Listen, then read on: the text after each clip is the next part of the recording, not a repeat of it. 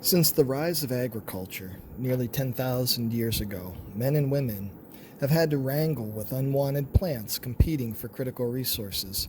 Weeds have an adverse outcome on the economy by negatively impacting crop yields, species diversity of the natural environment, or even human health.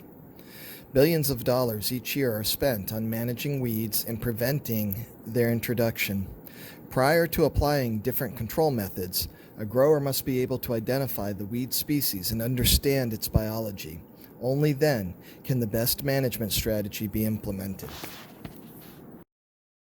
Welcome to Chapter 32. In this chapter, we're going to take a real close look at weeds.